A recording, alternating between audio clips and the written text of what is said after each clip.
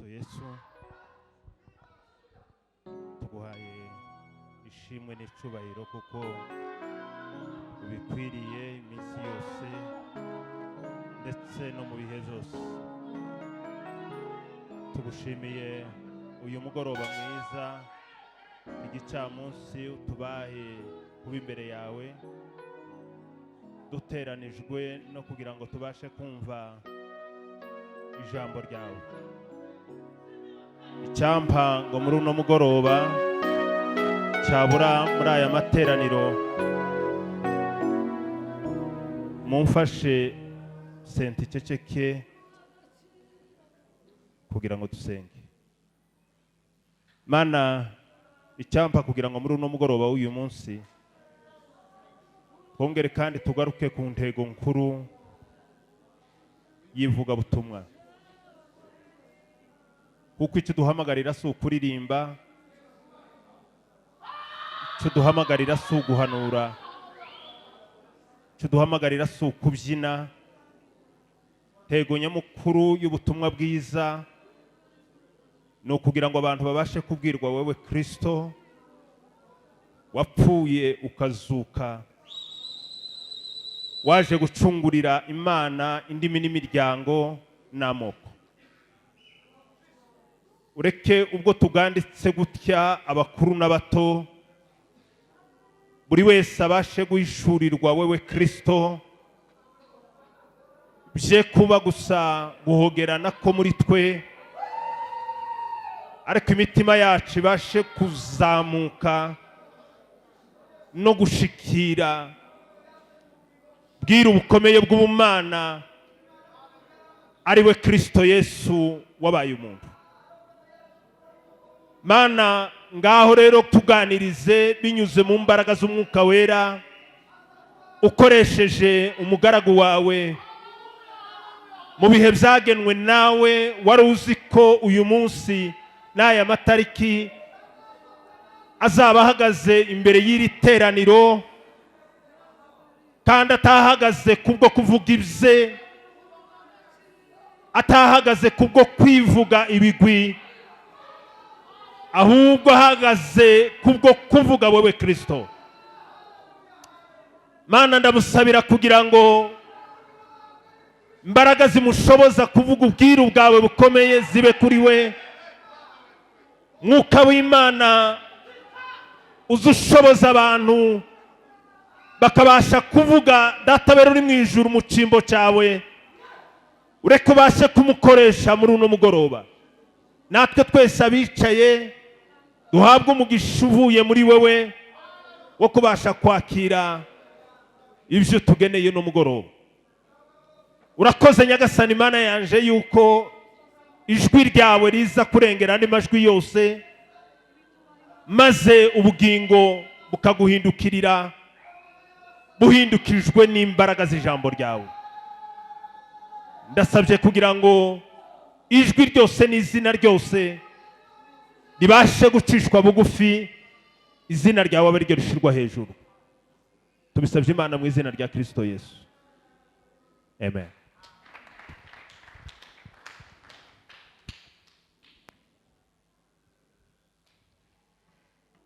Mwanyemera tugakomera Imana amashyi.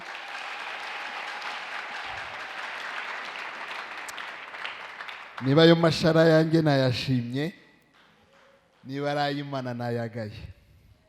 Reka dukomere Imana yacu amashyi menshi, dukomere Imana amashyi cyane.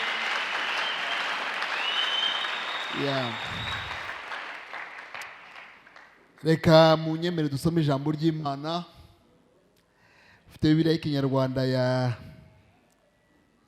yahaguruka agasoma cyangwa akayintiza. Iyo nazanye iri mu rundi rurimi. Timoteyo wa mbere igice ni icya 3. Urwandiko Paulo yandikiye Timoteyo igice cya 3. Ndasoma imirongo gusa 2.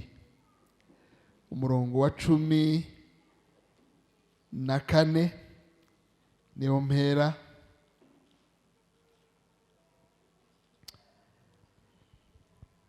ingeze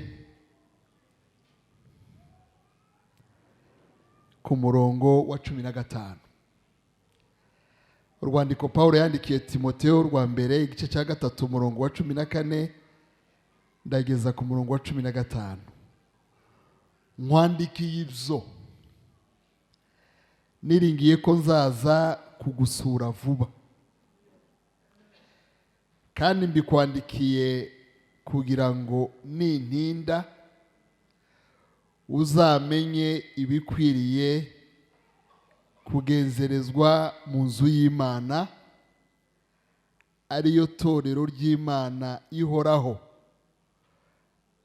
ari nayo inkingi y'ukuri igushigikiye. Bibiliya mfite y'Icyongereza iravuga ngo these things I write to you, hoping to come into you shortly. But if I tarry long, that you might know how you ought to behave yourself in the house of God, which is the church of the living God, the pillar and ground of the truth. Nashatse gusarira jambo behave, niryo nashakishaga mu rundi rurimi rivuga imyitwarire, ariko imyitwarire mu nzu y'Imana. Mbaje gushima Imana kubw'uyu mwanya mwiza ahari ndabumwigisha kuruta ko mumuvuga butumwa, kubera impamvu nza gusobanura. Mbaje gushima yuko nashoboye kugera muri urusengero muri gahunda ntateguye igihe kirekire. Ndakeka yuko iyi gahunda twayemeje kuwa 4. Ngira ngo Clement ashobora kuba byibuka, nko mu byumweru 2 baradusuye ku rusengero kuva ku cyumweru kugera ku wundi wa 3. Urumva bamaze hafi iminsi 10 mu rusengero iwacu, cyangwa 8 aho ngaho 9. Umugoroba umwe turabana mu rugo, barara mu rugo, turaganira nibisanzwe. Nza kumubwira yuko bishobose shobora kuza muri cyumweru. Agenda mbaza bigeze hehe, kugeza kuwa 4 niwo munsi nagize confirmation n'abantu dufitanye inama hano bagomba kuva muri Amerika, tugomba guhura hano, bo baraza nijoro. Ubundi twari dufite inama y'umunsi w'ejo gusa, ariko uko twagiye tuvugana nawe n'abandi bagenzi bacu bari Kitengera, biba ngombwa yuko iyi minsi nkingahe nzaba ndi hano. Nemereye umushumba yuko tuzabana ku cyumweru hano. N'ubwa mbere ngira ngo mubonye, uretse ko nasanze anyandikira kuko nabonye ifoto yo kuri profile, ntiyambwiye ngo ninde. Nabonye narisanzwe nsa nkaho namubonaga, ngira ngo Kigali, niba ntibeshe, amaso yamaze gusa nkaho ahwisha, ngira ngo. So ndashima Imana kubwo abantu benshi bari hano. Ndimo ndabona uhereye angaha abantu benshi nzi mu bashumba no mu bakozi b'Imana bicaye hano. Hari abo tuziranye ariko nabo tutaziranye ubu twamenyanye, kandi igikomeye sinaje kubabwira amateka yaje ngo mumenye. Pawulo ajya mu Bakorinto yarababwiye ngo ubwo nazaga iwanyu ngo sinaje kubabwira iby'ubutyoza bw'amagambo. Je ne suis pas venu par supériorité de langage. Sinaje kubirataho mbabwira ukuntu ndi igihangange, ngo sinagambiriye kugira ikindi mbabwira nguretse Kristo, kandi Kristo wazutse. Ayo magambo niyo shaka kubabwira nanje, ariyo dufatanya kugira ngo uyu mugoroba anezeze imitima yacu. Kubatanzi nitwa Fidel Masengo, ndi umugabo w'umugore umwe, mfite abana 7, abakobwa 4, abahungu 3, ntuye Kigali. Haba mba mu rusengero rwa Foursquare Kimironko, ariko no mu Rwanda hose nyine. So nashimishijwe no kugira ngo tuganire ijambo. Ubwo nyine ngeze mu ijambo. Ijambo nise ngo mu nzu y'Imana. Bwira mugenzi wawe ngo mu nzu y'Imana.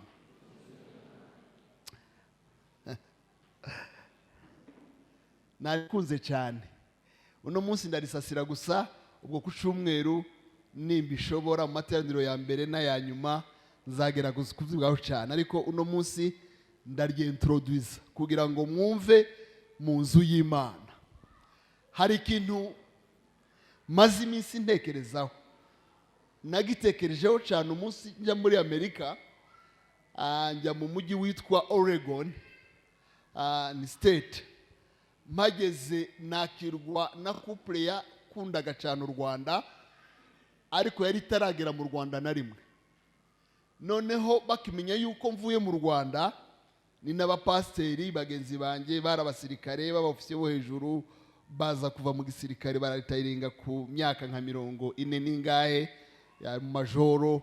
Hanyuma atangira gukorera Imana, ni umunyamerika nyine, atangira gushinga amatorero. Umunsi umwe bamubwira yuko tugira Foursquare mu Rwanda.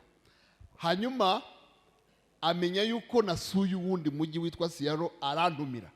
Hahandi umuntu agutumira akavuga ngo hari umupasiteri wambwiye ngo afite umupasiteri uvuye muri Afurika mu Rwanda, ndashaka yuko nanjye usura.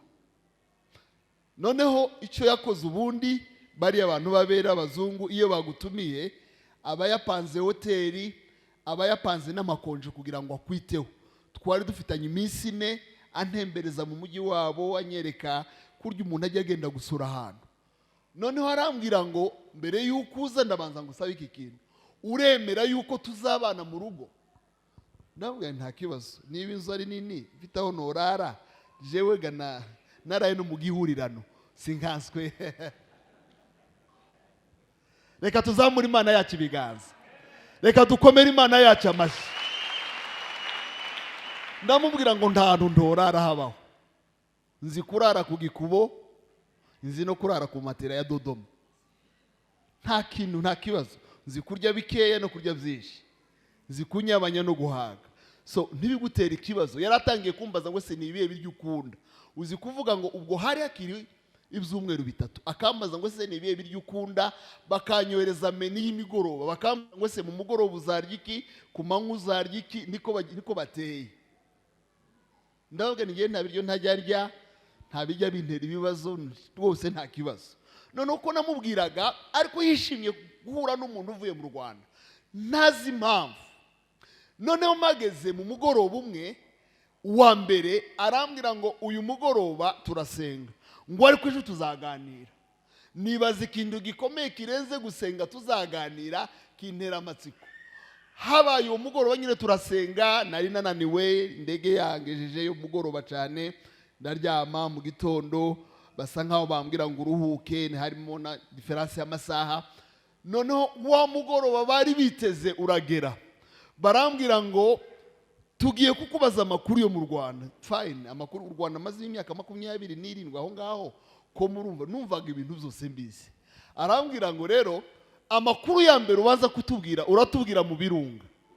Sindagera mu Birunga, nzangera harya Musanze mu mujyi mu Ruhengeri.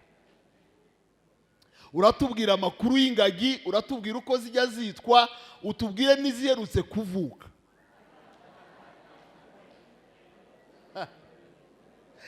Ndamubwira ngo mpuye n'ikibazo kabisa, kandi icyambabaje nuko nari ngiye kumudeseva kandi ariyo makuru ashaka kumenya. Ndamubwira nti njya Musanze, mpagira n'urusengero, ntangira kubabwira amakuru mu Birunga nyine y'amakuru yo hejuru nk'umuntu utarahagera. Arambwira ngo none ko mbaye numva utayavuga cyane, ariko nanje nyine sindagera muri parike, sinzi uko byagenze. Wageze mu zihe parike zo mu Rwanda? Mubwira izo nagezeho. Hanyuma arambwira ni rero twari tuzi ngo uratubwira amakuru yo muri iriya parike kubera yuko dufite icyifuzo cy'uko tuzaza mu Rwanda kwita izina. Amakuru menshi cyane tumaze hafi imyaka 4 twidokimanta dusoma, iyavutse yose turayimenya. Uwo munsi turaganira, simvuga amadetaye menshi, ariko ndimo nganira nawe hazi igitekerezo, ngira ngo natekereje ariko numva umwuka yanganirije.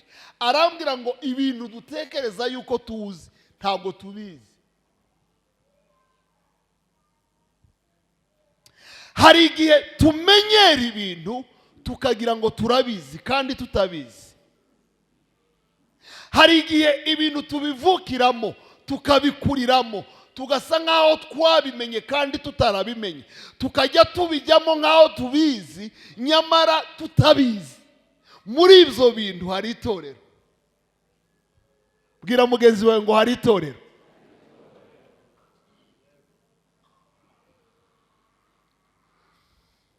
Hari indirimbo nkunda ya Larume ivuga ngo muri iyi minsi ngo ujye uhura n'umuntu ngo ukamubaza ngo se urakijijwe, ngo yaje kugusubiza akavuga ngo navutse mu muryango w'abantu bakijijwe, ngo ndetse data na mama ni abakozi b'Imana, ni n'abakozi mu nzu y'Imana.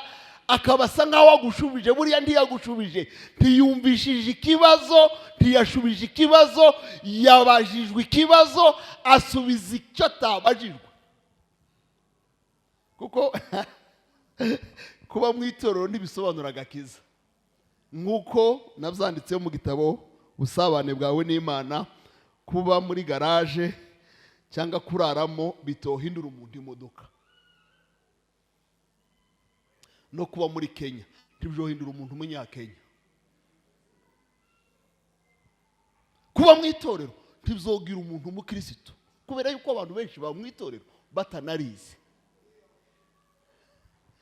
Paulo ndamukunda kuko yatinze kuja mu bintu ariko abigiyemo abijamo. Paulo iyo yivuga avuga ibintu yagombaga kwirata, kandi yavuga ibyo yagombaga kwirata. Iyo mwumvise ndavuga ngo nohura na Paulo noca bugufi nkamupfukamira, kubera yuko afite ibintu bifatika yo kwirata yasize kugira ngo akurikire Kristo. Avuga ukuntu yari umuyuda w'abayuda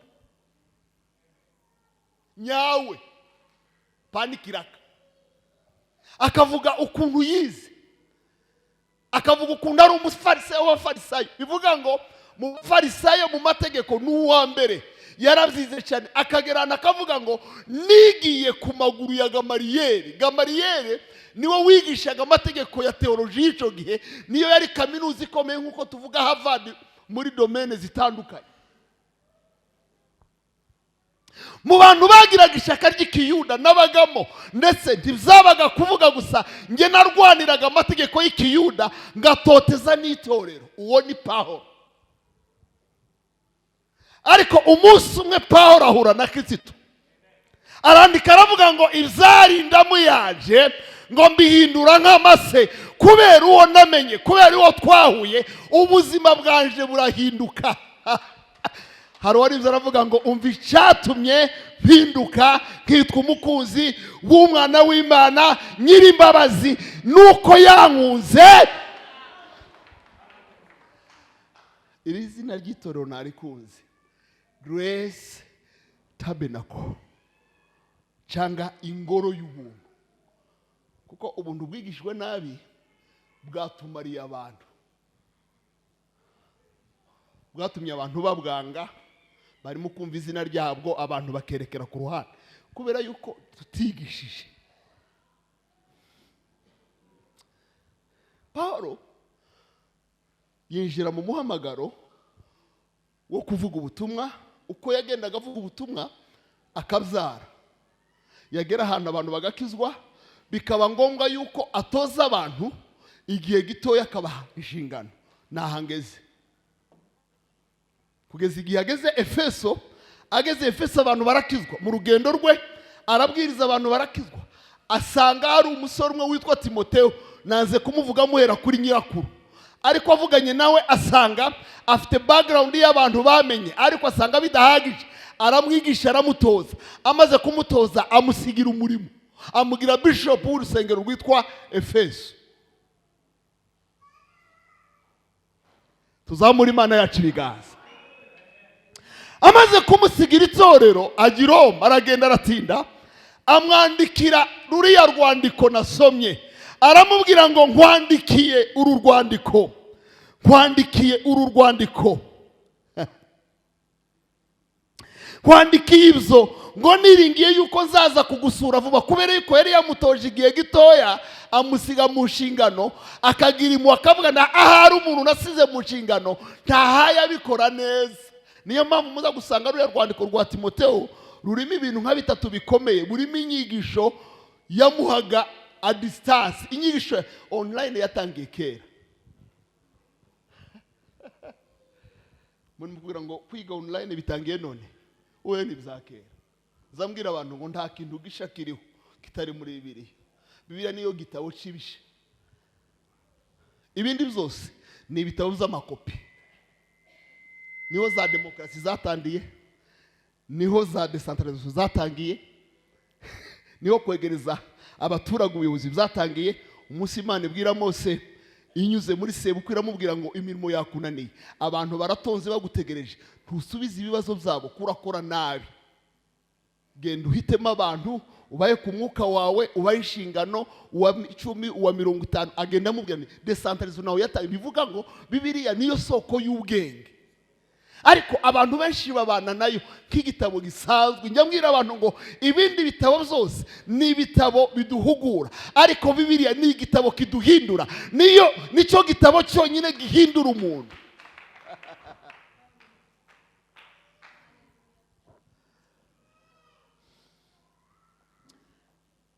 Ntageze mu gice cya gatatu mbere mu cyambere, nibwo bwa mbere a distance yamwigishije iby'amadoktrine atariyo. Igice cya kabiri amubwira iby'imyambarire yo mu nzu y'Imana. Igice cya gatatu agera ahantu aravuga ngo ibyo ari byo byose navuze kuri doctrine, navuze mu myambarire, reka nkubwire noneho iby'imyitwarire yo mu nzu y'Imana. Nyuma yaho avuga iby'abashumba, avuga iby'abadiyakoni, avuga n'iby'imirimo mu itorero.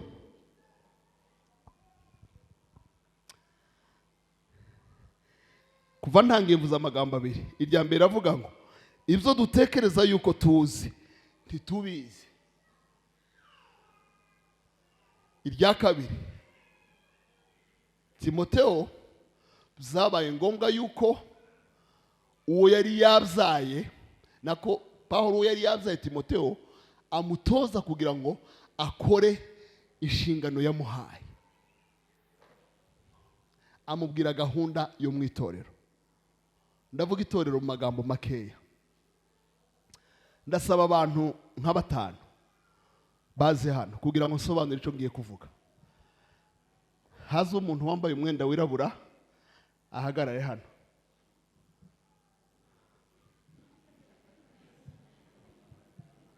Karibu. Reka tumukomera amashi. Haza umuntu wambaye umwenda utukura ahagarare hano. Karibu. Hanyuma haze bari abantu 3 bambaye imyenda y'umweru. Abo 3 mumwicaranye ko muri 3 mwebwe. Nimo ndavuga itorero. Wewe urahagarara hano, wewe urahagarara hano, wewe urahagarara hano hagati yabo. Kamba hinduranye, wewe ngwino, weje hariya.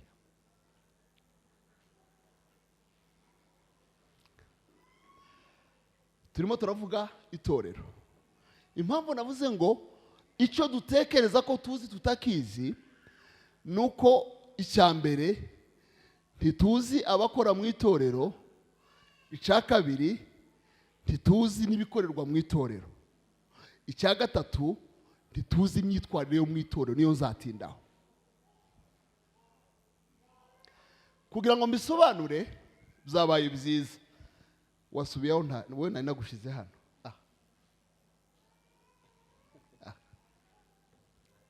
Buriya abantu benshi dutekereza ko ari abanyetorero, si abanyetorero, baba muri iyi zone ya hano. Misobanure. Yesu atangiye gukora umurimo, abantu ba mbere yahuraga nabo ni ikivunge cy'abantu baje bakurikiye imitsima, baje bakurikiye ibitangaza, baje bahuruye bumvise amakuru yiwe. Abo ni abaturanyi. Impamvu namuzanye mbere y'umusaraba, uyu muntu mufata nk'umuntu utarakizwa, niyo mpamvu n'imyenda yiwe itaraba umweru, ko nabaye umwigisha. Bajya basoma agatabo kitwa Moyo wa Mutu, umuntu nk'uyu nguyu usanga ari mu icuraburindi. Abantu benshi dutekereza ko ari abanyetorero benshi baracyabaha, barabwiwe cyangwa bamenye amakuru ya Yesu, ariko ntibigeze batura Yesu ngo bamwakire nk'umwami n'umukiza wabo.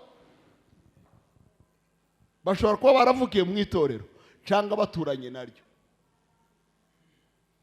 Muri 2011 twohereje abapasiteri 4 kwiga mu ishuri rya Bibiliya ryitwa New Creation. Semuhanuka arahazi, riri Nyarutarama. Hajya higa abanyeshuri, kondisiyo kujya muri iryo shuri ugomba kuba ushunga itorero. Iyo utagira itorero uyoboye ntugenda, iyo uri asista ntibakwemera. Barakubwira ngo turakwandika mu mezi 6 ugomba kuba uri titulaire, kuko ibyo tukwigisha ugomba kuba ufite aho biparatika wisanzuye. Harimo abanyeshuri 40, iminsi 2 ya mbere bajya bigisha abantu kwakira agakiza. Urumva n'abapasiteri basanzwe bayoboye, ariko umunsi wa mbere bakabigisha kwakira agakiza. Igitangaje niki, nagezeyo ku munsi wa 4 barambwira ngo ku bantu 42 abantu 24 bakiriye Yesu nk'umwami n'umukiza, kandi bari basanzwe bayoboye. Birabatangaje? Niyo reality. Abantu benshi bavukiye mu miryango y'abantu bakijijwe, ariko ntibakijijwe. Bagize impano zibazana mu nzu y'Imana, boririmba tugafashwa, bazi gusaba n'abageni. Umuntu uzi gusaba umugeni yonabwiriza.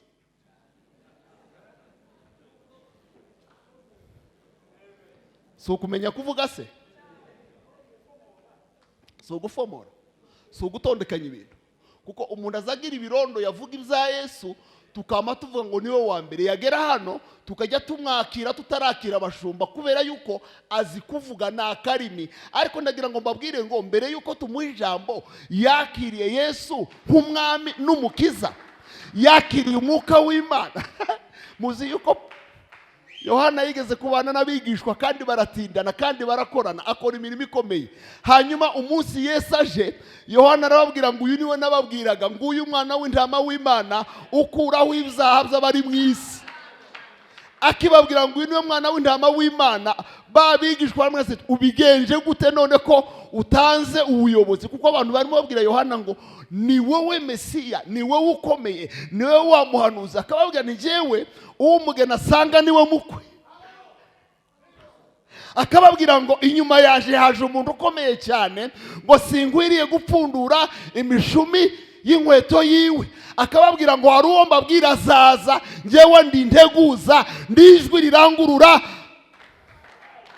mu butayu. Uzi kubwira umuntu abantu bakurikiye, abasinzi bakurikiye, abasoresha bikoro bakurikiye, abasirikare bakurikiye, adafite groupe band, atacuranze, nta keyboard yabayeho, yatangira kuvuga kubera amavuta yari afite, kubera umwuka w'Imana wari umuriho. Abantu bakaza bakamubwira ngo tubigenze gute, baza akabwira ngo mwihane, kuko yari yaratojwe n'umwuka. Yababwiye ibyo ashoboye, ibyo yabwiwe. Arababwira ngo jewe ndijwi gusa rirangurura mu butayu. Abigishwa baje abaheza ibyo yahawe. Nkunda ya magambo Paul ajya avuga ngo ibyo nahawe ngo nanjye nibyo nababwiye. Nta muntu ujya utanga icyo adafite. Ni ukuvuga ngo icyo Yohana yari afite nico. Arababwira ngo mwihane, hari umujinya ugiye gutera. Niyo mpamvu abantu baza akababwira ngo mwabana b'inciramwe, ninde wababwiye ngo mwihane umujinya ugiye gutera? Kuko bari bizanye atari we wabazanye. Bikamutangaza. Ariko umwuka w'Imana yaratangiye gukora, ategurira Yesu umwana w'intama w'Imana. Aturutse nk'ahari yaravuga ngo nguyu umwana w'intama w'Imana ukuraho ibyaha by'abari mu isi. Avuze ayo makuru abigishwa baramubwira ndetse kutanze inshingano, kuwo wari utegereje aje, kuvuze ngo uwo umugeni asanga niwe mukwe, tubigenze kutaravuga ngo mumveho mumukurikire. Atandukanye n'abayobozi b'iki gihe, ukavuga abantu bakagukurikira, hanyuma ukavuga ngo sinjewe kurikira uwundi. Ntibabaho mu gihe cyacu, ntibabaho. Ariko yari yaramenye uwamuhamagaye, yari yaramenye n'umuhamagaro wiwe. Abigishwa bamaze kugera hariya, basanga abandi ko baravuga mu ndimi, none bavuga mu ndimi bo bakajijwa. Baravuga ndetse mwakiriye umwuka wera ubwo mwakizwaga, baravuga ndi habe no kumenya ko yaje, kandi bari mu murimo. Hari abantu bamaze imyaka mu itorero batarakira umwuka w'Imana, tujya tubaziza yuko bagira imbuto za kamere ariko ntibakijijwe.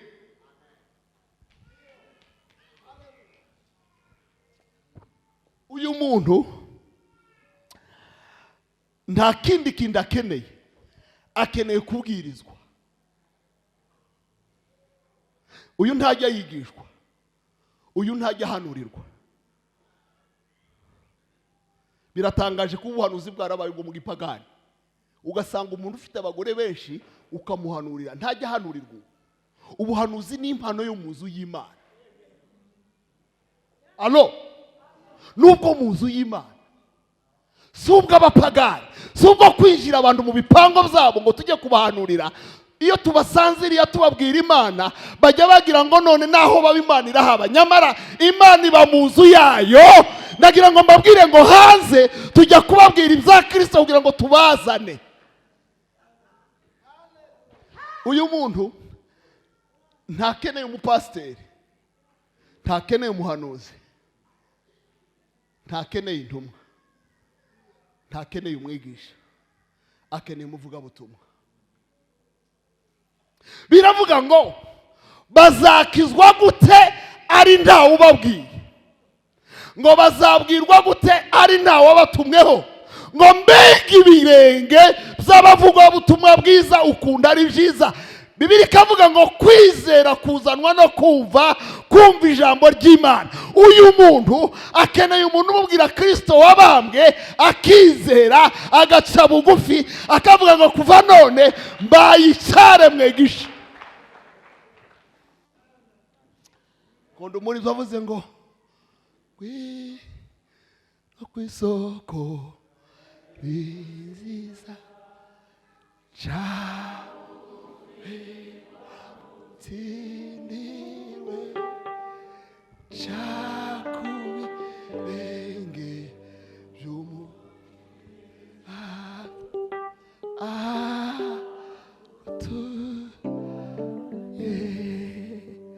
uyu muntu iyo ageza ku musaraba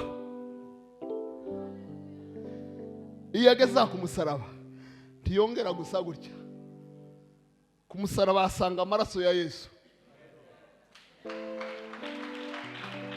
Komera Imana yawe amashi.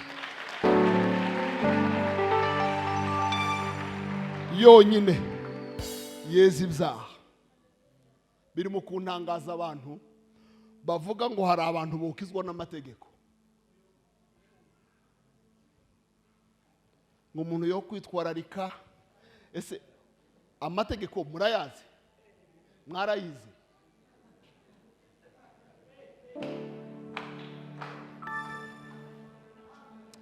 Reka nyavuge mu ijambo rimwe gusa. Umuntu yaraje aramubwira ngo ndashaka gukizwa, aramubwira ngo ntuzi amategeko se, genda uyakurikize. Kuko abo bantu bose bari bahagaze mu izina ry'amategeko.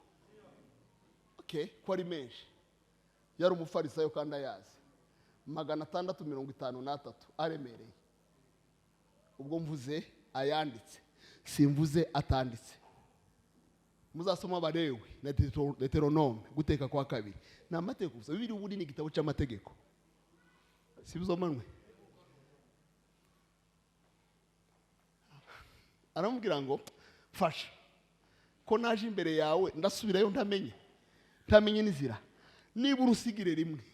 Yesu nawe se korosha ibintu, azi korosha ibintu. Aramubwira ngo ndagusigira iteko rimwe, ni iri ngiri: ukunde Uwiteka n'umutima wawe n'ubwenge bwawe n'imbaraga zawe. Naho muhando yakundi mvuga ngo mupeni Bwana utukufu, nguvu, imbaraga. Ngo hanyuma ngo hari na murumuna waryo n'impanga yaryo, ngo rivuga ngo ukunde mugenzi wawe nguko wikunda. Akivuga ngo ukunde Uwiteka, umuntu yaza yumva bisa ngaho ahagaze neza. Uwiteka se n'imitima yacu kuko Uwiteka yumvaga rwose ari abusire, Imana atarabona ngo batonganye. Avuze ngo ukunde mugenzi wawe nk'uko wikunda, yamamuhindukira ngo se mugenzi wawe nje ninde? Niyo yamukiriye amakuru y'umuntu wahuye n'abambuzi. Nanze kubivuga. Babwire iki kintu. Ninde muri twebwe uko yiguriye mitiyu ayigurira na mugenzi we? Ninde muri twebwe uko yiteye parufe ayitera na mugenzi we? Ninde muri twebwe uko agiye muri salo bakamukora inzara abikora na mugenzi we? Ninde muri twebwe birya dukunda kwikorera, birya dukunda ngo badukorere, wobikorera undi? Mu yandi magambo Yesu ari yaramubwiye ngo watsinzwe udaciye bugufi nguze ku musaraba nta gakiza ufite. Ijambo ry'Imana riravuga ngo nta wundi agakiza kabonerwamo uretse Kristo umwami umwana w'Imana. Pawulo arandika aravuga ngo yakunze abari mu isi cyane ngo atanga umwana we w'ikinege kugira ngo umwizera wese atarimbuka ngo ahubwo abone ubugingo buhoraho. Njya mbwira abantu aya magambo. Umuntu ashobora gusaza atageze muri Amerika kandi abishaka cyane. Umuntu ashobora gusaza adashatse kandi abyifuza cyane. Umuntu ashobora gusaza atize kaminuza ari inzozi ziwe. Umuntu ashobora gusaza adatunze imodoka, ariko hari ikidashoboka, nta muntu ushobora kuba adakunzwe. Bibiliya yavuze ngo yakunze abari mu isi bose, nta n'umwe yasize. Urukundo rwa Yesu rwageze ku banyamahanga, rwageze muri bene wacu, rwageze muri Afurika, rwageze muri Amerika, rwageze ku barebare, rwageze ku bagufi, rwageze ku bizi, rwageze ku batarizi, rwageze. Reka dukomere Imana amashyi. Mwumvire ijambo. Nta muntu wovuka ngo abeho adakunzwe. Umuntu wese wavutse yarakunzwe. Kandi urukundo rw'Imana si nk'urw'abantu. Inkundo z'abantu zijya zimera gutya. Utarakundwa n'abantu ngo bagushagare, bagukomera amashi, baguhindukira, bagutera amabuye. Niko inkundo z'abantu zimeze, nshuti yanje we. Mu gitondo ruba rwazamutse, zigira amasuperlative, zigira amakomperative, zigira ni temperature. Iyo zazamutse agushira kuri status mu gitondo, akakwirizaho, akajyayo akandika amagambo, agashiraho utunyenyeri, akavuga ukuntu ukomeye, akagutaka. Ni inkundo z'amabandi. Bisobanure. Akakwandikira akakubwira ngo umwana wanje aho yiga Kayole bamwirukanye. Landlord yasabye amafaranga y'inzu. Ubwo ni mwene wawe muri Amerika wa wundi yahoraga postinga, akamubwira ngo uyu munsi naje bimeze nabi, konti yanje ntakiriho, wihangane, kugira ngo akwereke yuko mutavukana.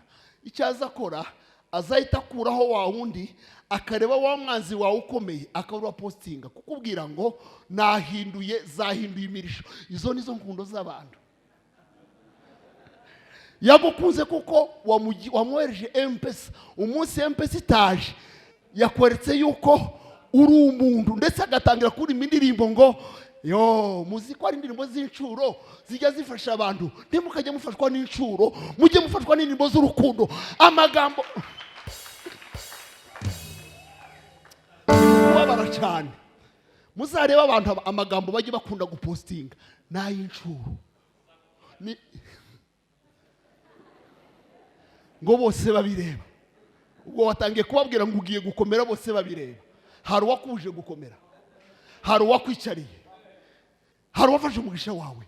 Oya ye, nta mpamvu y'amagambo y'incuro. Mureke tuvuge Kristo, tuvuge ubwami bw'Imana. Ubutumwa bwiza si ubw'inshuro, nubwo urukundo. Ubutumwa bwiza nubwo Kristo wakunze abari mu isi cyane, yewe nawe tudakwiriye. Ubwo nibwo butumwa bwiza, niyo nkuru yo musaraba, nibyo twamamaza. Tunamutangaza Kristo ni huyo, ni Kristo wa upendo, ntabwo ari Kristo wa macakubiri.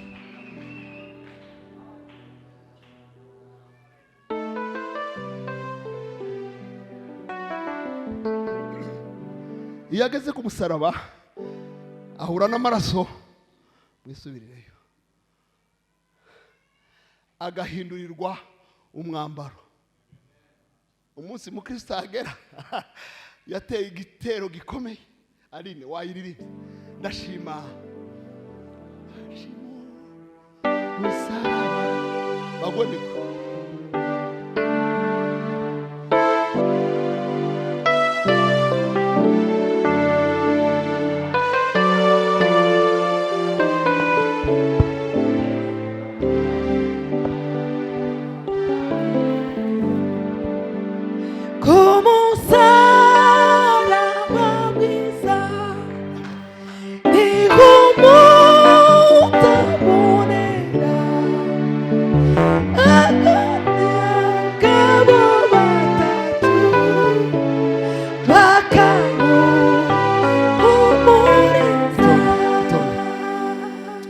Hano uzura n'abagabo batatu. Uwa mbere ni Imana data, aza kubwira ngo ni naragukunze urukundo ruhoraho. Hallelujah. A everlasting love. Uwo munsi cyaza akora, aza kwandika mu muryango w'abana b'Imana. Uwo ni data. Iyo uhuye na Yesu ajya avuga ngo ni wowe napfiriye, akakwereka ibiganza, akakubwira ngo, Paul yavuze neza abwira abakorino, aravuga ngo iyo umuntu ari muri Kristo Yesu ngo abaricare mwigisha ibyakera, akamubwira ngo mwana wanje wibagirwe ibyakera, birya byakera nibyo nacumitiwe, yacumitiwe imibabaro yacu, yacumitiwe ibicumuro byacu, igihano kiduhesha amahoro cyari kuri we, akamubwira ngo kuva none ndi mwene so. Hallelujah.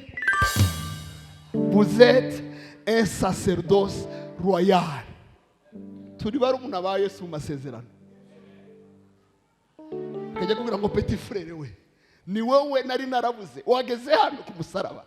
Abandi bose baheze hirya mu mwijima, wageze ku musaraba. Kuva none ndaguhindurira imyambaro. Imyambaro twahoraga twambara yo gukiranirwa, uyu munsi niho tujya twambarira. Aha ni mu rwambariro. Mugahura n'umugabo wa gatatu Mwuka Wera. Paul abivuga neza, aravuga ngo niwe nawe mwakiraga ngubwo mwakizwaga. Iyo umuntu akijijwe, Umwuka Wera araza akaba muri we, agatangira kubana n'Umwuka Wera. Abantu bajya bambaza ngo se ngo ko ntazavuga mu ndimi, ngo ko ntanguje nta Mwuka Wera ndakira. Wakire Kristo ndi wakira Umwuka Wera, wakire igice.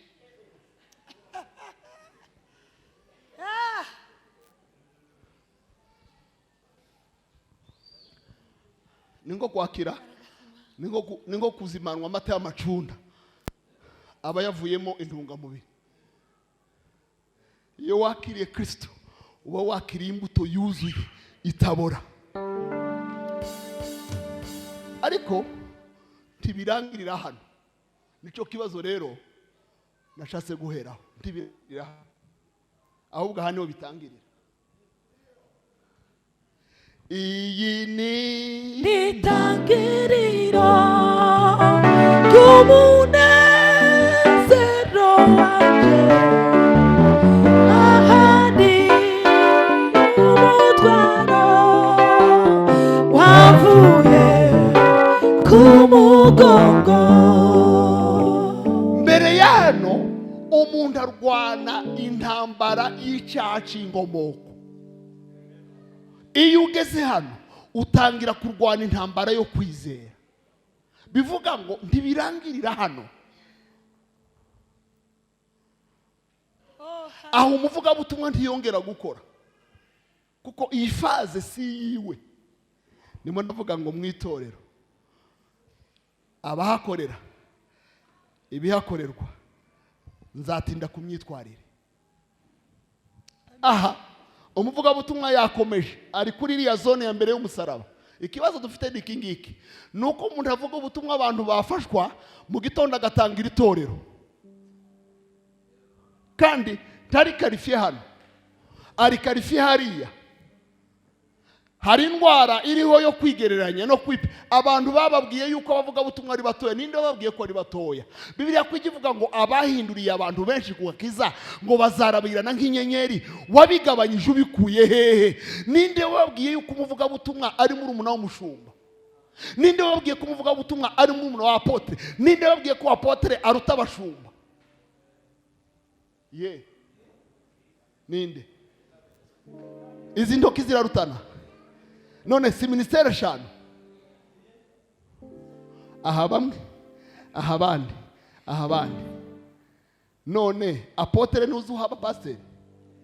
Si umwuka uha bamwe muri siko Bibiliya ivuga? Mwe. Hari za ministere zimwe kubera kutamenya abantu barajijwe. Umuntu akama kubwira ngo naje ngo ndashaka kuba mupange muzaze kunsengera mbe apotre cyangwa bishop. Bishop si mukuru umupasiteri. Oya, ari abapasiteri batanu hagomba kuba team leader, full stop. Ni nk'ishuri rigira abanyeshuri, bizanze bikunze hagomba kuba kapita. Ariko kapita ntabwo ari mukuru w'abanyeshuri. Bazamushiraho none bwaca gahindura. Siko bimeze? None gituma abakapita bazavaho byoroshe, ababishop ndibaveho byoroshe.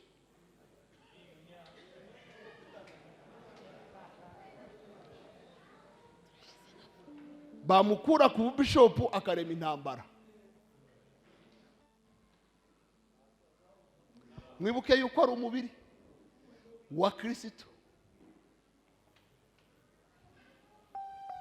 Uyu muntu akeneye umuntu witwa umushumba. Ndaza kwereka impamvu umushumba akomeye kuruta bariya muri za ministeri kwa eshanu. Umushumba ikintu cya mbere akora abanza kumwereka urukundo. Muzi ko abantu bakijijwe bavuye mu isi y'inzangano n'amacakubiri, bagera mu rusengero bagasanga nabo baza YouTube zo gutukana z'abanyetorero, haba za WhatsApp group zo gutukana z'abanyetorero. None umuntu akabana ariko se naviri iki hanze kw'ibitutsi byo hanze ari nazo zoroshe kuruta ibyo mu nzu y'Imana. Abantu ntibereke urukundo, tukajya tubarobanura dushingiye ku myambarire, dushingiye ku byo bafite, dushingiye ku mbano zabo, dushingiye ku miryango bavamo. Nyamara ni intama za Kristo n'abana b'Imana bari mu muryango. Uyu muntu agomba kwerekwa mbere y'uko ukora ikindi cyose, banza umwereke urukundo. Avuye mu isi y'umubabaro, arakubititse, arakomeretse. Mbere y'uko umwigisha mwereke urukundo, mubwira imvugo. Biravuga ngo nimubwira abantu banje ngo amagambo aruhura imitima, ngo nimuhumurize abantu banje. Iyo abantu bavuye mu zaha baba baguye ibihumura, baba barakomeretse, baba bafite pasi ikomeye. Hari umuntu waje arambwira ngo narakijijwe, ngo umunsi natura nkavuga yuko nakuyemo inda mu rusengero ndibongeye kumpa intebe, ngo iyo nijiye bose bareba hirya. Uzi umuntu gutanga ubuhamya abereka imbaraga za Yesu, icyo Imana yakoze imukura hariya, mwamambwiye ngo ni wa mukobwa wakuyemo inda bikamuhindurira izina.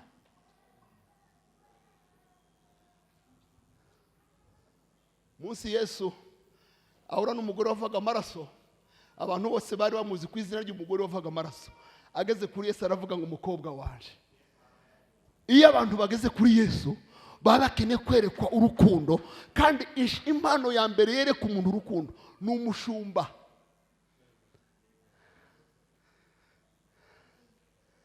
Niwe wenyine uzi izakomeretse, izinaniwe, izinyotewe, izishonje. Niwe uzikorera. Niwe wasize 99 akaza gushaka imwe, aza agaciro k'intama. Kunda amakuru yo muri Luka ibintu nka 3. Intama yazimiye, umwana w'ikirara wazimiye, n'igikoroto cyangwa igiceri cyataka. Birebesha kuvuga ngo iyo tugeze mu nzu y'Imana tuba twageze aho twagombaga kuba. Bivuga ngo uyu muntu icyambere akorerwa nico, icyaka birakorerwa ariga.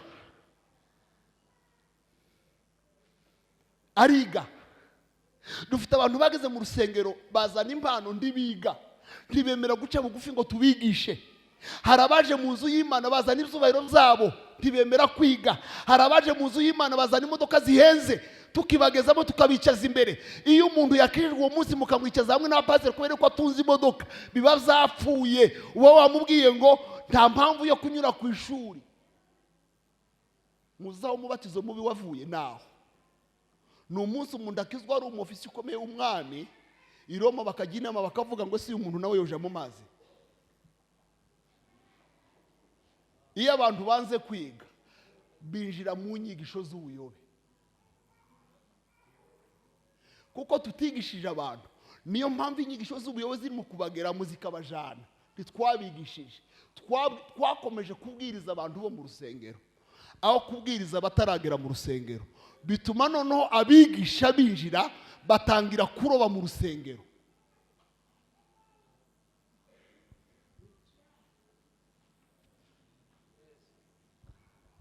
Uyu muntu kuri iyi faze yitwa umukristo mushya. Mushya paraporo y'igiyazi. Aje vuba. Hari ibiti twita ngo ni zakiza vuba. Aje vuba mu nzu y'Imana. Uyu nguyu bitewe n'imbaraga z'ibintu bitatu yeretswe. Icya mbere iy'urukundo, icya kabiri inyigisho, icya gatatu umwuka wera yakiriye. Mu z'umweru bikeya yoba umwigisha nawe w'abandi. Ntimutangare umuntu ukizwa nyuma y'imyaka 3-2 akaba abaye umushumba kubera yuko yarize, yemewe kurerwa no guca bugufi. So ni umukristo musha paraporo y'igihe yaziye. Iyo yize arakura mu gakiza. Nashatse kubabwira ngo agakiza rero ntabwo ari ukwakira agakiza ngo tube tugezeyo, niho dutangirira tugenda dukura. Pawulo avuga ngo tuva mu rwego tuja mu rwego.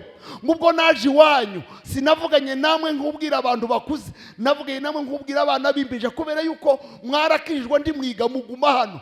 Iyo umuntu agumye hano ntiyige aragwingira kubera yuko atariye. Buriya umuntu agizwe n'ico yariye. Dufite ikibazo gikomeye. Umuntu akavuga ngo maze imyaka 10 mu rusengero ngo ariko nta nshingano bambaye. Waragwingiye. Tuza wiga, tuza witabira amateraniro, tuza icacumi, tuza amaturo. Umuntu yoguha inshingano ngo uje gukora iki?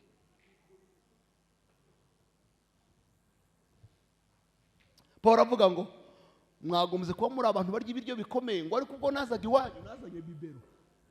Hari abantu tugomba kwicaza tukongera tugasubiza mu kubaramiza. Ko ntibakuze ntibariye. Barwaye bwaki mu mwuka. Inyigisho zose zije zirabajyana. Uduhungu tutigeze tugera ku musaraba tudashokoje, twambaye ipantaro zicitse mu mavi ngo bamenye ukuri kundi bakava mu nzu y'Imana nko kubarabwira kandi gakiza. Pawulo avuga ngo niyagira uzana ubutumwa ntababwiye azabika ivume. Hari ubutumwa bwiza bujya bukuza umuntu ajya ava ku rwego ajya ku rwego. Kwizera mukongereho, urukundo murwongereho, ingeso nziza muzongereho, agakiza nukongeraho. Rero wageze he?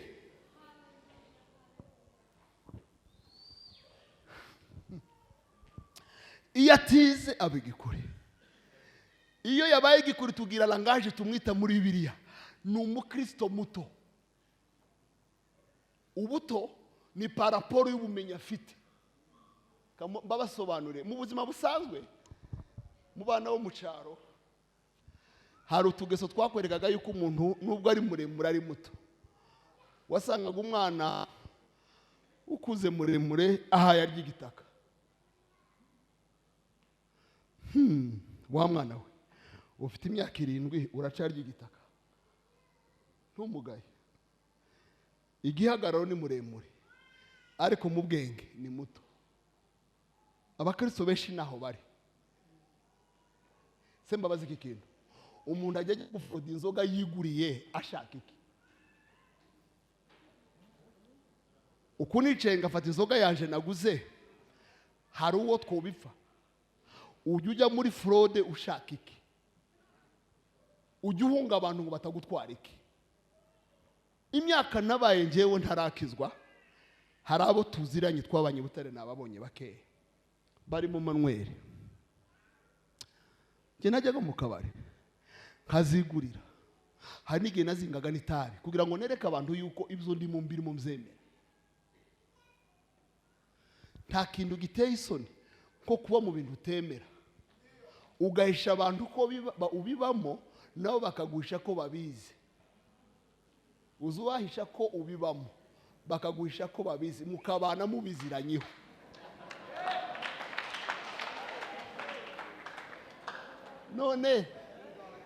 None se nageraga mu kabari nkicara n'abantu bakagura inzoga, bagafata amacupa yabo y'inzoga bakayamperezaho, bagafata amakoka yabo bakayiherezaho, none bakaza bakura icupa hano bakarivangira hariya rikangarukaho, ko barambisha yuko barahisha abandi yuko banyoye inzoga, ariko ko ndabesha yuko nje mbizi. Mu yandi magambo, iyo bageraga mu rusengero bakishebangura narabareba ngavuga ndi munandangaje, muteye isoni.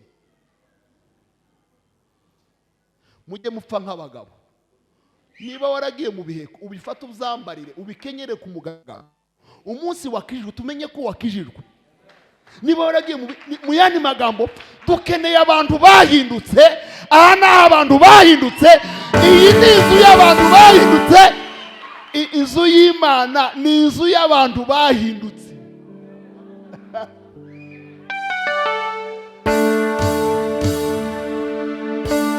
Reka dukomere Imana yacu.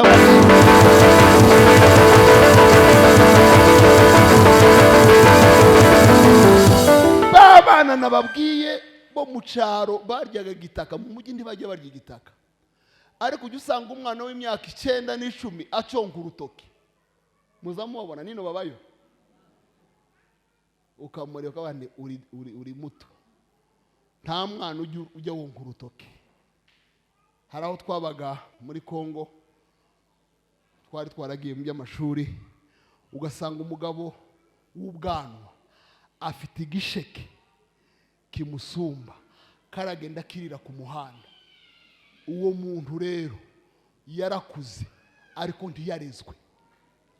Dufite abantu benshi mu itorero bameze gutyo, bagaragaza igihagararo kuko bamaze imyaka myinshi ariko batarezwe. Iyo bageze mu nzu y'Imana bosirimba, bonahanura, bonashamburiya, bosengera n'abarwayi ariko ntibakuze. Ndagira ngo mbabwire ngo impano ntigikuza umuntu, ikigaragaza yuko umuntu yakuze biva mu mbuto. Igihe cyose utaragira imbuto z'abahindutse uracyari mutoya, nubwo wowe ukora ibitangaza. Niyo mpamvu Yesu yavuze ngo hari abantu bazahura nawe ku munsi w'amateka ngo bamubwire ngo twakoraga ibitangaza mu izina ryawe. Alo, twarahanuraga mu izina, twasengeraga abarwayi bagakira, twarabwirizaga, twari amarevera, twari amabishopu, ngo babwire ngo sinigeze mbamenya, ngo mwumve imbere mwankozi, kubera yuko impano sizo zijya zigira umukristo, ahubwo ni imbuto, kandi impano ijya yizana. Ariko imbuto ijya ivomererwa. Babwire iki kintu, impano yoba n'ingurukizi. Hari abafite impano z'abasekuru n'abasekuruza, ariko imbuto izizanwa na maturite. Sindabona igiti cyeze imbuto kitarabaye mature. Mwana mwabona igito kiceze gute? Kigomba kugaburirwa, kigafumbirwa, kigakura. Yesu aravuga ngo mfitanye urubanza n'uruzabibu rwaje. Luka 13:6 ngo ntaco ntarukoreye. Nararuvomeye, nararufumbiye, narwitayeho.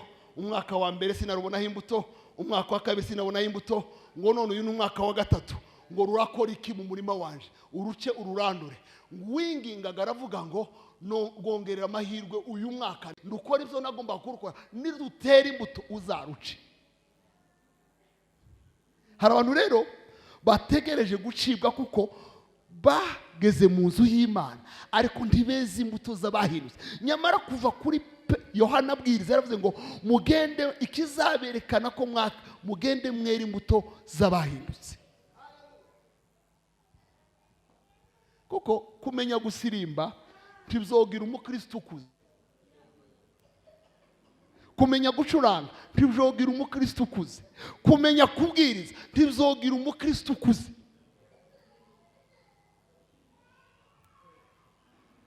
Tujya dukuzwa n'ijambo tujya dukuzwa n'ijambo ry'Imana. Ikintu wariye nicyo kigukuza. Ibirya umuntu arasa n'ibyo yariye. No mu nzu y'Imana hari ibintu umuntu akora nkamureba ngavuga ngo arasa n'ibyo yariye. Ikintu kitajya kihisha ni imirire n'umubiri. Uzohindura imirire icyumweru kimwe, uwiteho umubiri, uwusige, uwugaburire, ufate umureti, ushireho amata meza, uryame ahantu heza, ugire toilette nziza, sibyo ra n'ibindi byinshi. Ibyumweru bitatu uza usohoka bakavuga ngo ni nk'umugeni. Ikiza kigira umugeni ni ya minsi aba yitaweho, nta kindi.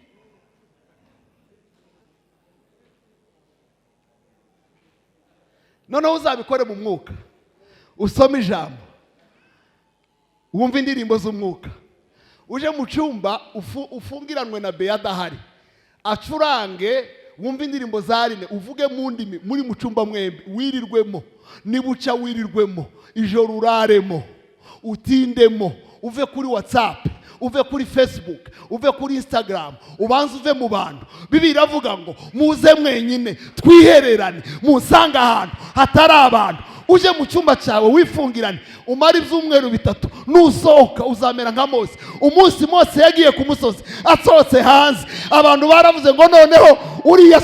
Mu yandi magambo, impamvu dusohoka abantu bakatwiganya nuko tutahuye na Masiya.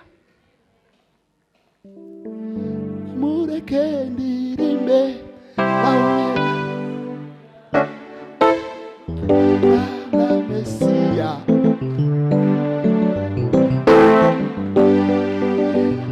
ahinduka ari muzi tekana. Nimureke ndirimbe nahuye na Mesiya,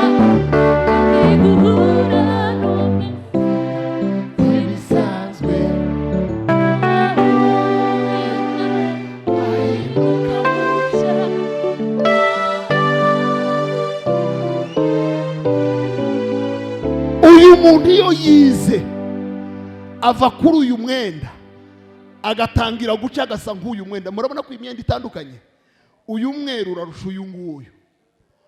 Ntibivuga yuko amaraso ya Yesu atarangije, ariko biravuga ngo uko ukomeza gusa na Yesu, uko ukomeza kwegera Yesu, uko usoma ijambo ry'Imana, lis ta Bible, prie chaque jour,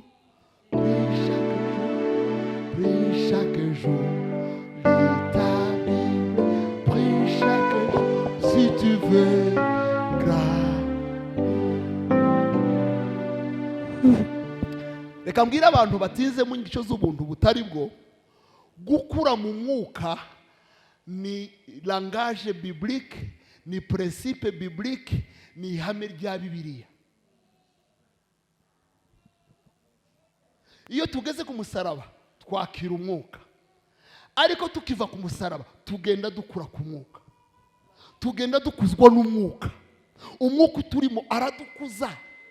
Hari ibyo tureka, ugera ku musaraba utaramenya ibintu byinshi, wagera ku musaraba hakaba ibyo uzinukwa. Reka mbabwire, umugore iyo amaze gusama ntiyongera kumera nk'uko yari ameze, ntiyongera gusimbuka gutya, ntiyongera kugenda nk'ubusanzwe. haba hari ikintu afite muri we, atangira kwitwararika. hari ibintu yanga, hari ibintu akunda, hari abantu adashaka, hari abatavugisha. ntiyongera kumera nk'ubusanzwe kubera yuko afite imbuto muri we ituma yitwara uko yitwara.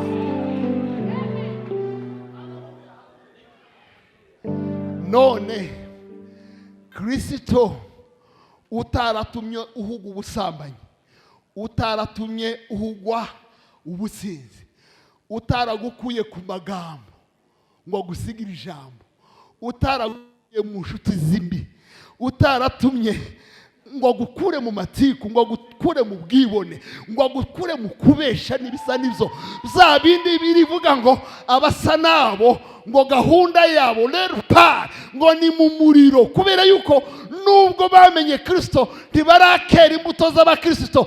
Petero bivuga neza, aravuga ngo niba kumenya Kristo byarabateye guhunga, ngo bakava mu by'isi byonona, ngo hanyuma bakongera kubisubiramo, ngo ibya nyuma byabo ngo nibyo bibi kuruta ibya mbere byabo, ngo icyababereye cyiza ngo nuko batari gukizwa kuruta gusubira inyuma bamaze gukizwa. ngo bameze nk'ibi bintu bibiri, ngo bameze nk'imbwa yasubiye ku birutsi, ngo cyangwa ingurube yogejwe isubiye mu ipotopoto.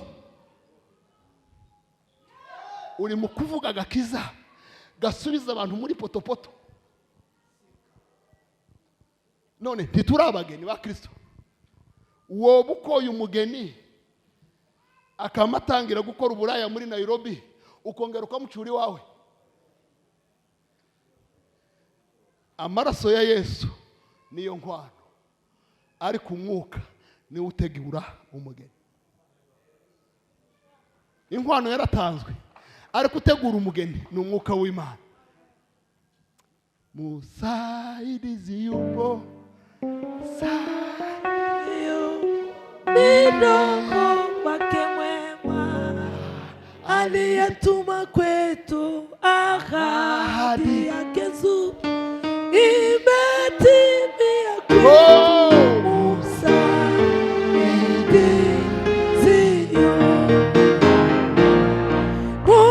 Musaidizi yupo, musaidizi yupo, midogo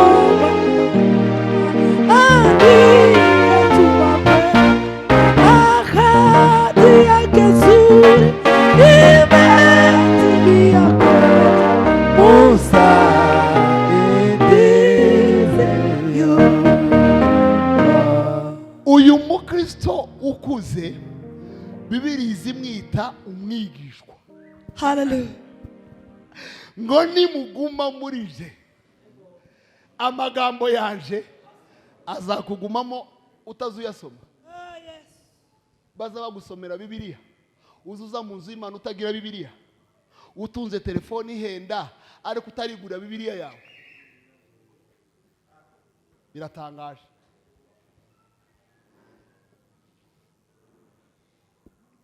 naragiye ngura abana banje za Bibiliya ndazibaheza kuva ku mwana w'imyaka 10 asoma icyongereza neza, muha Bibiliya y'icyongereza asoma.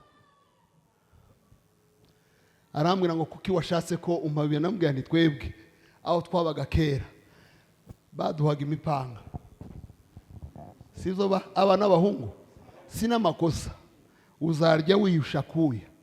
ugasanga umwana w'imyaka 13 bazavuga ngo mukwa runaka mukwiwe, nuko ngo agira umurima wiwe. natwe niyo suka twakwikiye abana bacu, umurima wabo ni mu nzu y'Imana. twaremewe imirimo myiza muri Kristo. none uzayikora utagira Bibiliya? wowe umucamanza utagira kode? wowe umuganga utagira microscope n'ibipimo?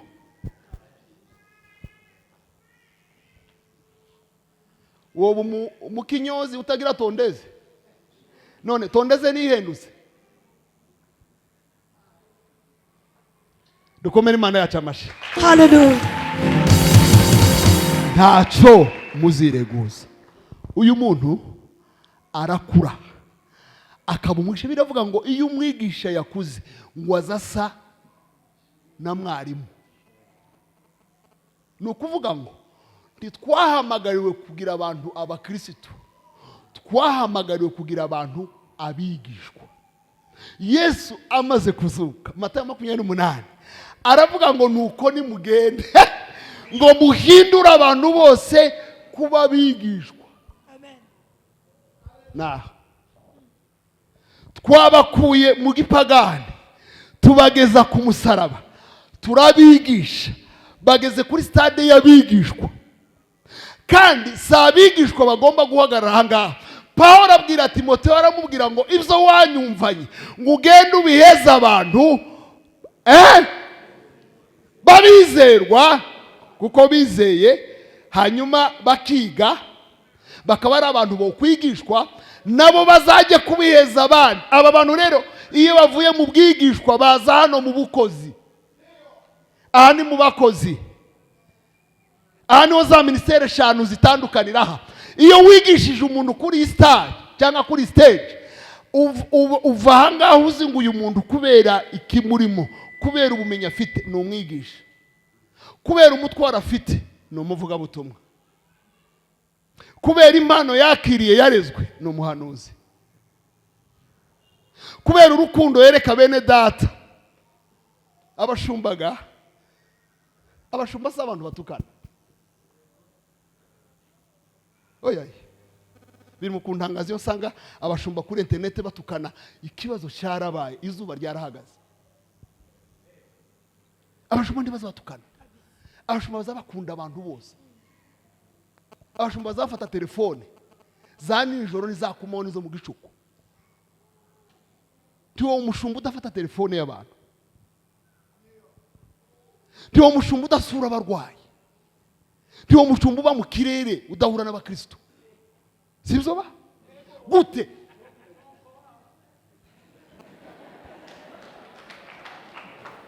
Aha, ni w'impano ziza zitandukanira. Nanone ntujya kwigisha utarigishijwe.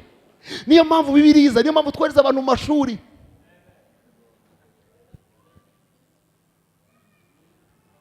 Niyo mpamvu njya mbwira abantu, hari amatorero atari amatorero, yitwa imbere y'Imana ibitaramo. Hari itandukaniro ry'itorero n'igitaramo. Alo? Igitaramo ni ugushusha urugamba, tugasirimba, tugafashwa. Abantu bavuye mu gitaramo uzavuga ngo byari bimeze ngo twafashijwe niki mwize ngo musimbaye n'ibwizo ngo ariko byangwari munezero. Umunezero mu rusengero saho dusanga umunezero, tuwajana umunezero. Umunezero tubana nawo, ntiduhura nawo mu rusengero. Ni iri mu mbano duhabwa. Umunsi mu Kristo agera ku musaraba ngo ni w'ibyishimo byiwe byatangiriye, ntitubisanga mu nzu y'Imana, tubijyana mu nzu y'Imana.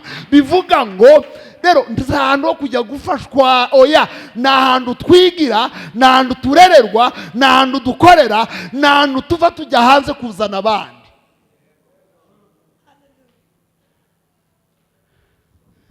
Aha niho umenya umuhamagaro w'intumwa. Intumwa icyo ashinzwe niki? Ni umuntu ufite metodoloji, utangira itorero, upenetera mu banyamahanga. Ubundi intumwa nibo ba missionnaire. Bariya bose batubwirije bakatuzanira ubutumwa ni intumwa, ariko ndibigeze baryita iryo zina. Baje mu mvugo isanzwe. Ko ari gihe amatitire yacu atuma abantu batatwegera. Muzaba za missionnaire baje muri Kongo n'abaje igihungu. Ikintu cya mbere bakoraga, baryaga nkatwe, bakarara aho batagomba kurara, bagera mu bashiriya bakarya ibyo abashibaza barya, bagera mu barega bakarya inzoka n'inkima, kubera yuko baje kubahindura. Ntibaje babakanga, ntibazanye amatitire akomeye. Barahamagawe, bafite umuhamagaro wo kugira ngo babereke urukundo, bababyaze Kristo, kugeza aho Kristo aramukirwa muri mwe. Hallelujah. Yeah. Mwisubirireyo, ngiye gusoza. Paulo yandikira Timoteyo, zarigarukaho ngo nintinda ndashaka ngo umenye ibikorerwa mu itorero. Ahangaha nzabigarukaho ku cyumweru, ariko reka ngo mbaze iki kibazo. Warakijijwe? Umuntu wumva atarakizwa atambuke musenge. Jewe umubare w'abantu ntacungiye, ariko ikirimo kuntangaza abigisha izo nyigisho zitarizo. Hari uwanditse kuri status yari asanzwe aririmba ahindura abantu benshi, aravuga ngo nanje ngo nibwo ngikizwa. Okay, kubera iki tubabwira kugakiza ndimukumve ngo mukizwe, mwagera hino babikubana mu mako mukaza ngo mwakijijwe. Hari umuntu utarakizwa uri hano azamura ikiganza amufashe, wakiriye se umwami n'umukiza, agakiza sako umuryango iwanyu nakawe. Uzuvuga ngo hari umunsi nahuye na Mesiya, ntiwoyoberwa umunsi wahuye na Mesiya. Muri byo yaravuze ngo sinzibagirwa igihe nakizwaga. Niba utazi umunsi wakijijwe, ndagira ngo nkubwire ngo ntiwakijijwe. Waje mu itorero ariko nta muntu urahura na Kristo woyoberwa ko bahuye. Uri hano, haguruka niba uhari. Iyo niyo kategori ya mbere. Ndabona abo nyujemo amaso hano ntawe mbonye. Reka dukomere Imana amashyi. Cyakabiri, uzi icyo ukora mu itorero? Niba utazi icyo wagomba gukora mu itorero, ngo nageze mu nshingano, uhaguruke ngusengere. Zo ni inyigisho zizakomeza. Niba uri mu itorero utaramenya icyo wagomba gukoramo, utaramenya impano yawe, uhaguruke. Ese bitoye isoni ba? None ko ntabahagurutse. Uko nta bantu bari hano badeye bakorera mu mpano zabo.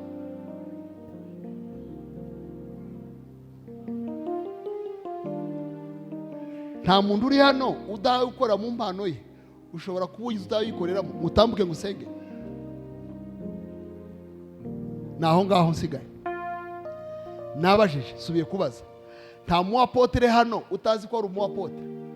Nta muvuga butumwa hano utazi ko ari umuvuga butumwa.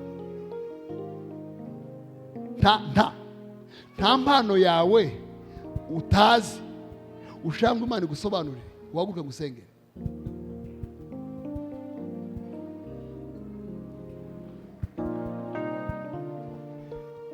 Komeza imbere. Niba hari n'undi atambuke.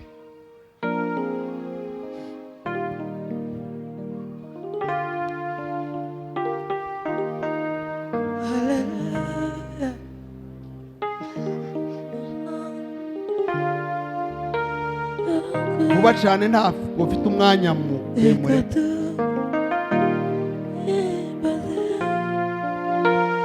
Tugiye gusengera aba bantu. Simbabaza ngo impano zanyu ni izihe, ariko ndongera mbajyane ku bashumba banyu, muganire, mubabwire ibyo mwumva mushobora gukora mu nzu y'Imana. Kuva none mutangire gukora imirimo mwahamagariwe mu nzu y'Imana. Twarambura ibiganza twese. Mana, ndabizi neza yuko aba bantu batambutse buri muntu yasobanukiwe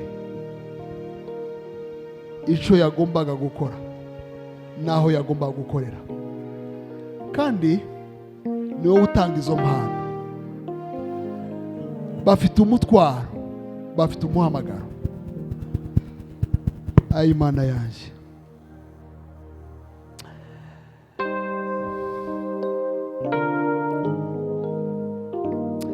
ndagushima kuko uri Imana ihamagara. Binyibukije sene ngiyi ngiyi y'umuntu umwe watambutse wenyine, urambwira ngo agiye kuba umuhanuzi w'amahanga. Uno munsi ndabibona. Abangaba mwami bashatse guhagarara mu mihamagaro yabo, muzo wabahamagariye. Hembura Uwiteka we, hembura umurimo wawe muri twe. Hembura, hembura, hembura, hembura, hembura umurimo muri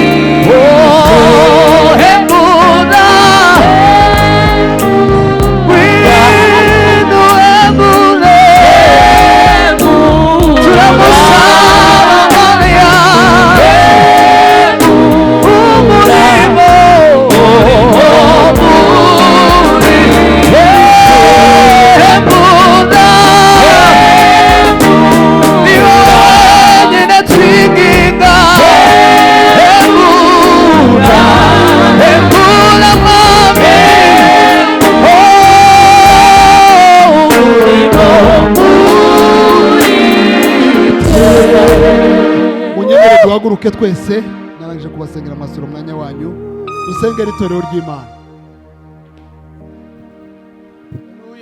Umuntu wumvishe itorero muri introduction, wumvise ibyo tugomba gukora, afatanye nanje dusenge ngo Imana ihembure umurimo wayo muri twebwe.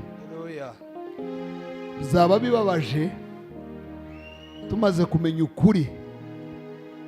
Pawulo yandikira Timoteyo ngo ariyo nkingi y'ukuri igushigikiye. Tumaze kumenya ukuri ariko ntiducane, ntitwigishe, ntiduhugure. Abashumba dufite ikibazo, twitiranyije ubugwaneza n'ubunyantege nke. Twagize ngo abantu tuzabayoboza ubugwaneza, nyamara ntitwababacaha, ntitwababahana. Rimwe na rimwe ayo materaniro yaba tukaba ngo nary'abasore, ni ukuvuga ngo twayavuyemo turayabarekera, arimo arakorwamo bitagombaga gukorwa. Tukajya ku ruhande kuko twamenye ukuri, abantu iruhande rwacu ko turasiga abandi bazakora iki? Aka gakiza kariho mu myaka 15 kameze gute?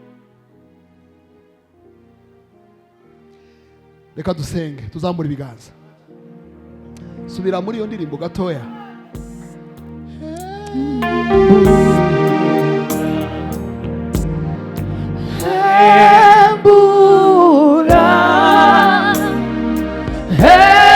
Hembura umurimo muri twe. Hembura, hembura, hembura, hembura. Chama magariye, oh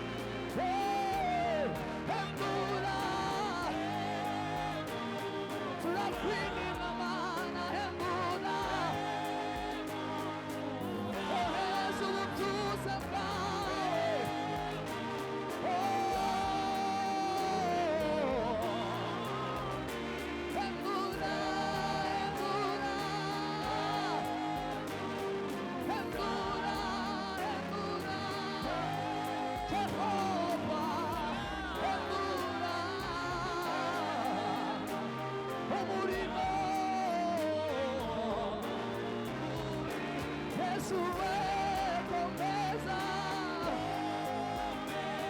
komeza komeza komeza komeza umurimo.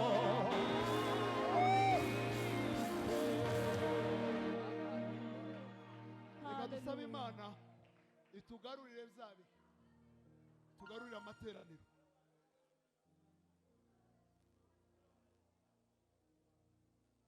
Maganya ya Yeremiya 5:19 ngo Mana utugarurire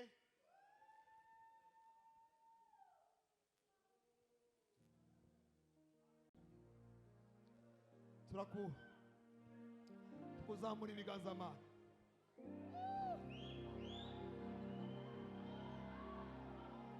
Tugarurire byabi,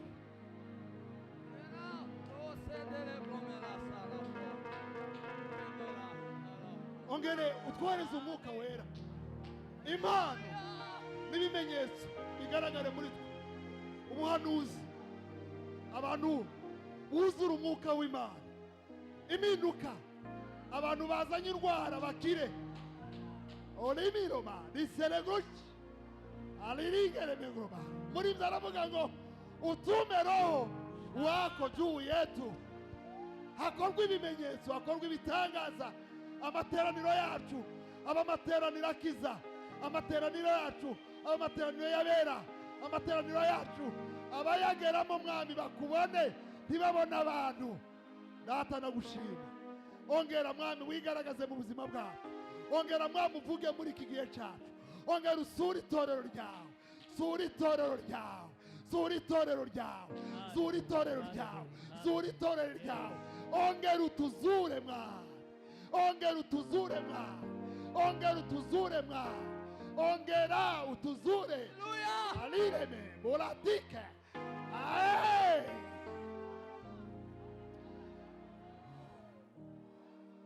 la siregrush kikele mengodras. Umva kurira kwacu Mwami, umva gutaka kwacu Mwami, umva amarira y'imitima yacu Mwami.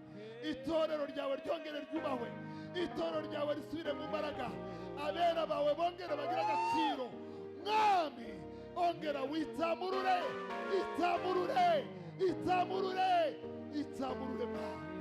Tugukomeye amashyi menshi.